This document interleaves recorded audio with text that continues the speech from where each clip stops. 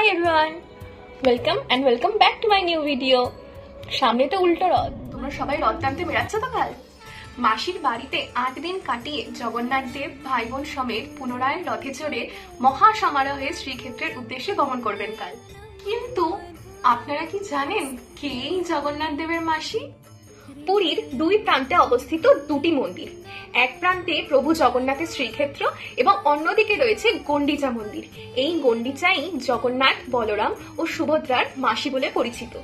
বেশ কিছু লোককাহিনী অনুযায়ী রাজা ইন্দ্রদ্যুম্নের স্ত্রীর নাম গন্ডিচা, তাকেই উদ্দেশ্য করে এই মন্দির তৈরি করা হয়েছে বলে মনে করা হয়। কথিত আছে দেব বিশ্বকর্মা যখন দরজা বন্ধ করে জগন্নাথ দেবের মূর্তি তৈরি করছিলেন, গন্ডিচা দেবী কোনোভাবে তা দেখে ফেলেন।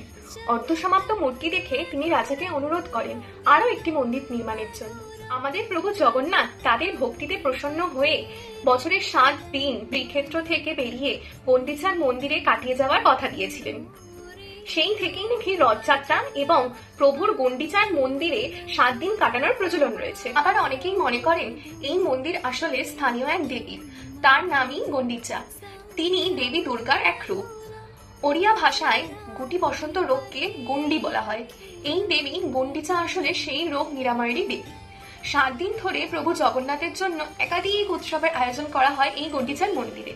কথিত আছে 7 দিন প্রভুর সঙ্গে দেবী লক্ষ্মীর সরাসরি কোনো যোগাযোগ থাকে না, তাই গন্ডিচার মন্দিরে গোপীদের সঙ্গে লীলায় মত্ত হন জগন্নাথ, যার খেসারত অবশ্য তাকে শ্রীক্ষেত্রে ফেরার সময় দিতে হয়। স্ত্রী লক্ষ্মীর মানভঞ্জন করতে রসগোল্লা নিয়ে আসেন প্রভু জগন্নাথ। এতটাই মিষ্টি আমাদের জগন্নাথ প্রভু। জগন্নাথ দেবের এরকম দুষ্টু মিষ্টি লীলা আরো জানতে হলে আমার চ্যানেলটি ফলো করুন। জয় জগন্নাথ, জয় বলরাম, জয় সুভদ্রা মহারানী, জয়।